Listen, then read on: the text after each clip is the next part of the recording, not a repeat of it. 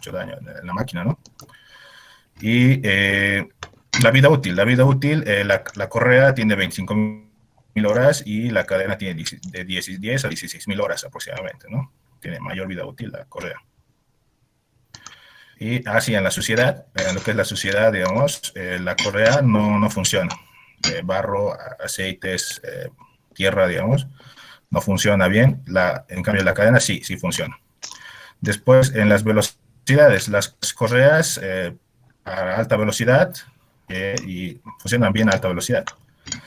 Pero a baja velocidad no, entonces la cadena sí funciona para baja velocidad. Ese es su ventaja en cuanto entre cadenas y correas en general.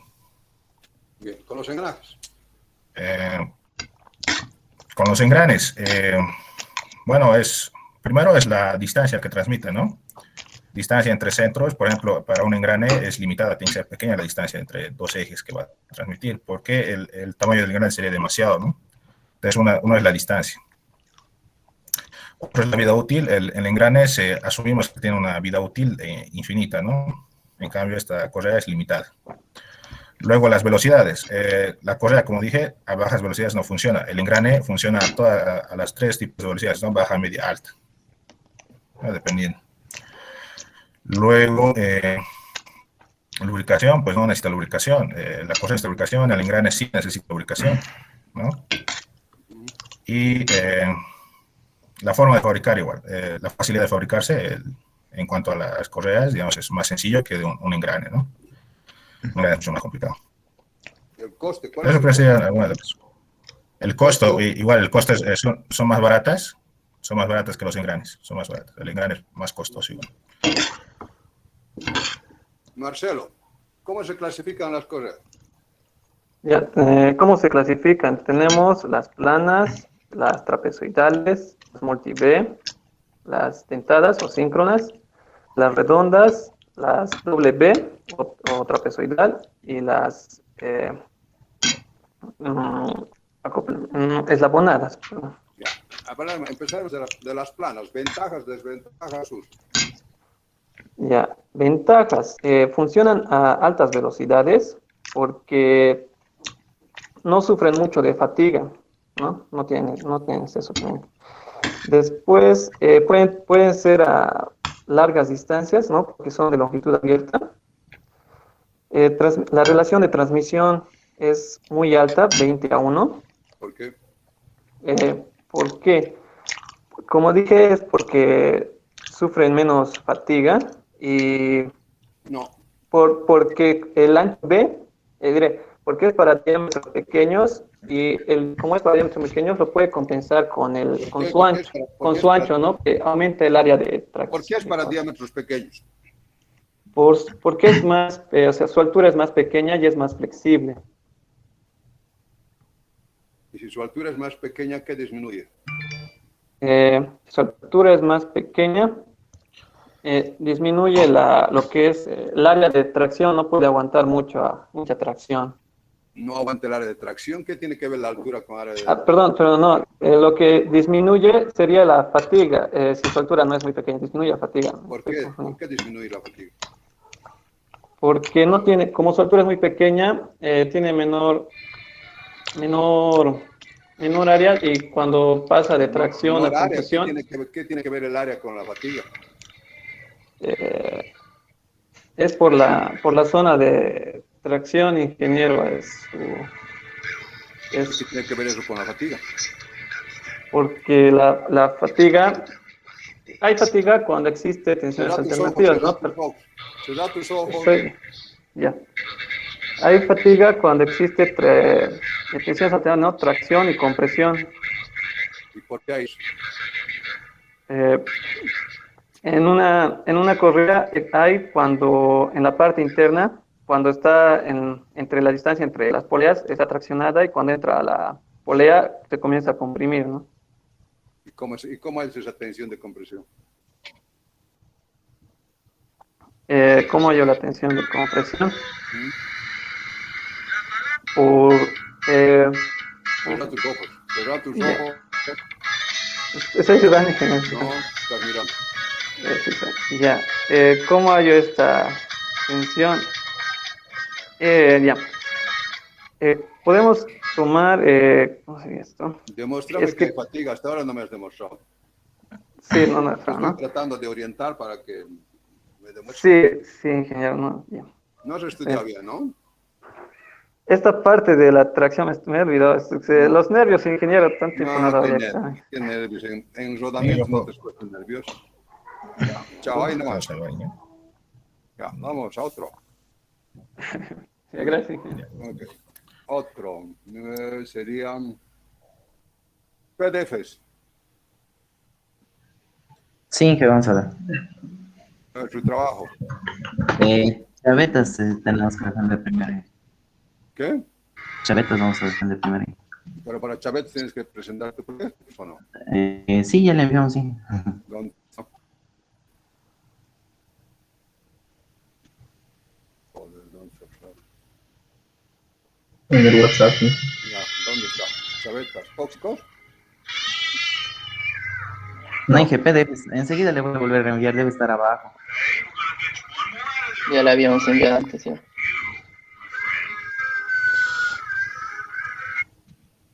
Se ha borrado todo lo anterior, ¿no?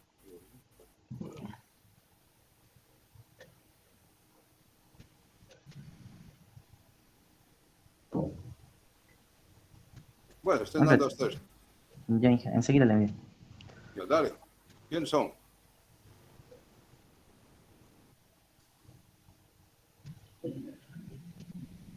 Joder, ¿dónde están?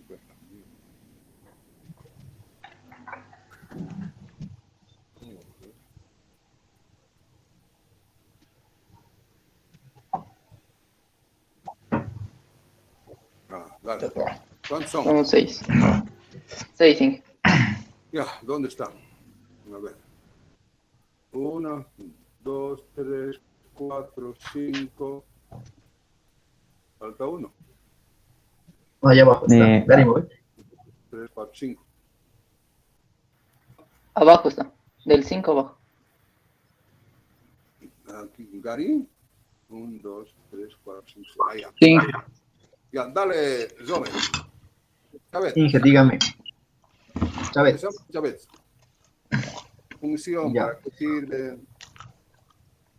Está bien. La chaveta es un elemento de máquina que transmite el movimiento rotacional. Lo transmite ya sea o por arrastre de forma o por fuerza de fricción. La clasificación, Inge, Ya. para la clasificación, perdón, Inge, no le escucho. Está bien, dale, hijito, dale. Está bien. Para la clasificación de estas chavetas podemos nombrarlas como las longitudinales o las transversales. Las transversales son aquellas que son perpendiculares al eje. Estas pueden ser clavijas, espinas o pasadores en caso de que los usemos como un elemento de fijación. Las ventajas de las chavetas transversales son que estas van a soportar fuerzas axiales en cualquier dirección. Luego también van a evitar el deslizamiento axial. Pero como desventaja van a debilitar al eje, ya que para su montaje es necesario taladrarlo. Luego también es que su área de corte es muy pequeña. Los usos se utiliza cuando el momento de torsión no son importantes, o también se los utiliza, como ya dije antes, como elementos de fijación, que en este caso serían los pasadores. Bien. Aderly. Sí, Inge. La clasificación de la longitudinal. Ya, se clasifican en plana, trapezoidal y medialuna o Woodruff. Ya. Las planas se caracterizan principalmente por tener la altura uniforme, es decir, a lo largo de la chaveta la altura va a ser la misma. Estas no resisten, ¿cómo se llama? Fuerzas axiales, Inge. Sin embargo, estas no producen excentricidad, por eso es que se las puede utilizar a altas velocidades. Debido a que no tiene el efecto cuña, esta resiste bajos torques. Esa sería una desventaja. Ya, bien. Sí. Ya. Después, pero seguiría con lo que son las trapezoidales. Estas, como ventaja, tienen lo que son el efecto cuña. Es decir, puede resistir altos torques. Sin embargo, debido a esta ventaja, también produce lo que es excentricidad. Entonces, no se va a poder utilizar a altas velocidades ya que puede producir desbalance o vibraciones. ¿Soporta fuerzas axiales? En una dirección nada más, Inge, debido a que la altura de la chaveta es variable, es de 1 a 100, y por eso es que puede soportar en una sola dirección fuerzas axiales. Ya. Las Woodruff. Ya, las Woodruff o media luna.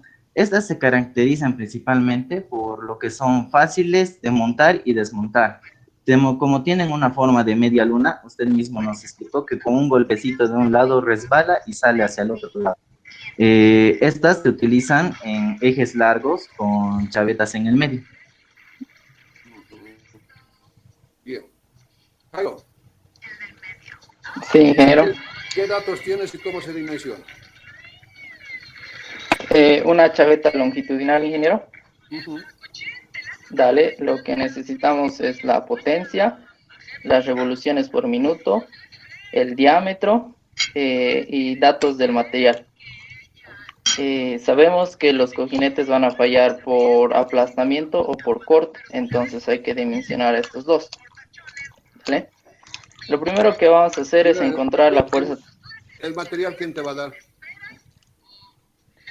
El material nosotros lo vamos a elegir, ingeniero, porque como tiene el efecto fusible, tiene que ser menor al eje. Generalmente se hacen de aceros de bajo porcentaje de carbono, de 10-10. Dale. ¿Sigo? Ujú. Dale. Sí. Lo primero que tenemos que hacer es encontrar la fuerza tangencial, y con los datos de potencia y de velocidad de los RPMs vamos a encontrar esta fuerza, porque la potencia es igual al momento torsor por tu dividido entre 75 y el momento torsor es igual a la fuerza tangencial por el radio. Entonces vamos a sacar la fuerza tangencial, que nos va a servir para los dos dimensionamientos. Cuando lo dimensionemos al corte, va a ser la fuerza tangencial sobre el área de corte. El área de corte va a ser la longitud por el ancho B. Eso va a ser el área de corte de nuestra chaveta longitudinal. Y tiene que ser menor o igual a un tau admisible. De ahí lo que tenemos de tablas es el ancho B y la altura H. Entonces de esa fórmula vamos a obtener una longitud. Luego lo vamos a dimensionar al aplastamiento. VIH, Igual va a ser la misma fuerza. VIH en función de qué Perdón. acá. VIH en función Del diámetro. Dale. Al dimensionar el aplastamiento va a ser fuerza tangencial dividido entre H medios por la longitud. Esa va a ser nuestra área de aplastamiento, menor o igual a un sigma de compresión admisible. ¿Cómo De es ahí, como tenemos... el sigma Perdón, admisible? Sigma, la compresión admisible, ¿cómo hallas? ¿Quién te da? Dale, es de 2 a 3 el sigma de fluencia del material de la chaveta, dividido entre un coeficiente de seguridad. Ya, bien. De ahí vamos a sacar otra longitud. Entre esas dos longitudes vamos a elegir la longitud mayor. Después de hallar esta longitud, tenemos que hacer ciertas comprobaciones. Por ejemplo, que la longitud tiene que ser menor o igual a 1.5 por el diámetro. Y también que la longitud no tiene que ser más grande que el cubo del otro elemento. Bien. Entonces, esos dos tienen que cumplir para confirmar nuestra longitud. Oscar, ¿qué pasa si no cumple?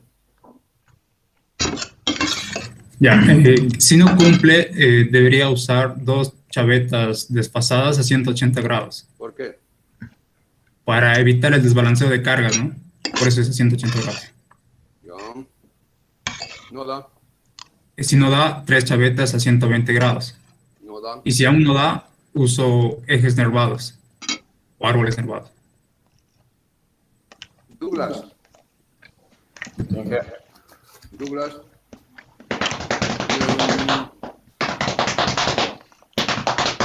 ¿Hay algún ajuste que debes dar entre la chaveta y el chavetero? Sí, debemos poner un ajuste al ancho de la chaveta. Y este ajuste debe ser magnetizante. ¿Por qué? ¿Por qué? Porque si fuera holgura, la chaveta recibiría muchos golpes de impacto. y disminuiría su vida útil. Y si fuera apriete sería difícil de montar y desmontar. Gary, ¿cuándo vas a usar una chaveta Woodruff? Una chaveta Woodruff cuando tenga ejes largos con chaveteros intermedios. Está bien, aprobado. ¿Para eso? PDF Zinc. Ya. Quisiéramos defender rodamientos también, cojinetes y rodamientos. ¿Han hecho su trabajo de cojinetes y rodamientos? Zinc, enseguida le mando. Bueno.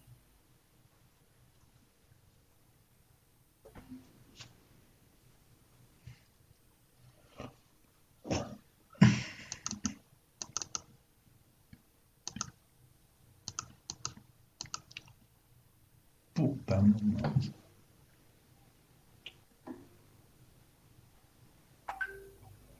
Ya Zinc. ¿Cuál es este? Zinc.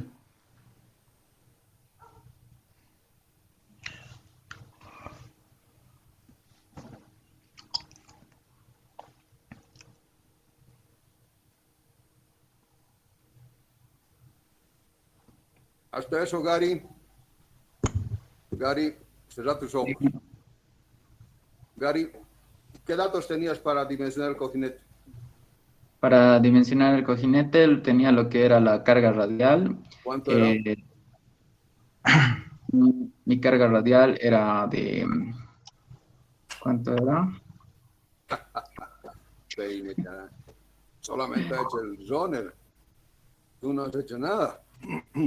Hemos hecho juntos, solo que hemos hecho en conjunto y no me acuerdo específicamente los No datos. has hecho nada. Vaya a estudiar. Nada. Vaya a estudiar. Otro. Los acoplados. ¿Están acoplados? ¿No? ¿Me escuchan? Sí se le escucha. No hay. Ok. Sí, ingeniero, se lo escucha. No están los acoplados. Bien, ¿hoy día qué fecha es? ¿Cómo? El proyecto se puede revisar, ingeniero. Sí, sí. 14 de junio.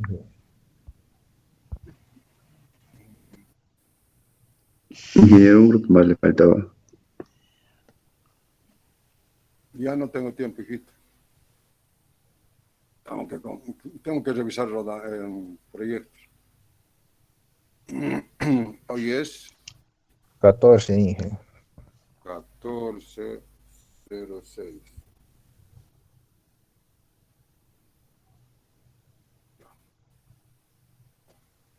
Ya cerramos esto, ahora vamos por los proyectos. ¿De qué grupo es? Grupo 1, ingeniero. Está bien ahí. Eventos grupo 1. Grupo 1.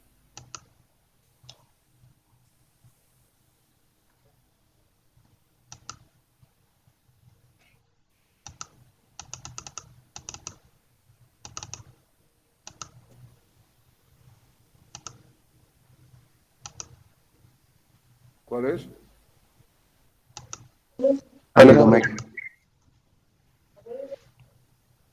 ¿Cuál? Eso, Alejandro. Cualquier ingeniero.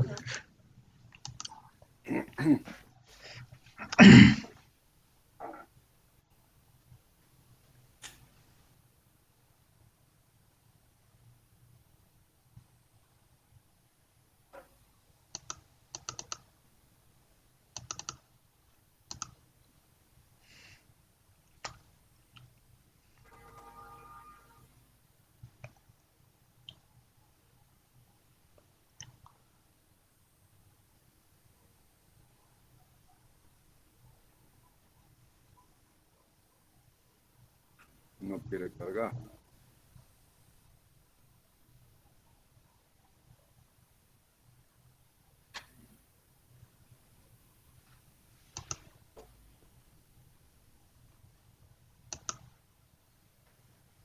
Este es el último que han corregido.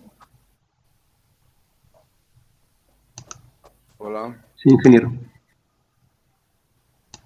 Hay que colocar siempre la fecha en algún lugar porque no sé. ¿Dónde estábamos? En la última Ya habíamos parte acabado del rodamientos, Inge. hemos Estaba acabado el rodamientos. final. Sí.